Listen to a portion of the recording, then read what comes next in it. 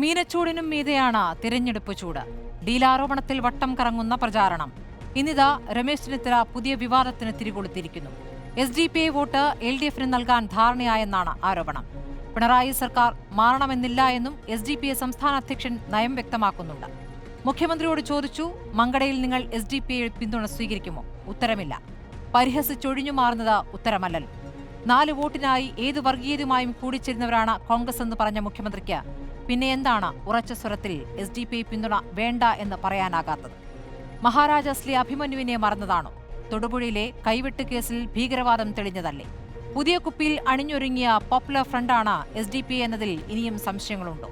ഇല്ലാത്ത കാര്യം ഉന്നയിച്ച ചർച്ച മാറ്റാൻ പ്രതിപക്ഷ നീക്കമാണെന്നും വികസനമാണ് LDFന്റെ ചർച്ചയെന്നുമുള്ള നിലപാട് തടി രക്ഷിക്കലാണ്. SDPI നീക്കുപോക്കോ എന്നതാണ് ചോദ്യം.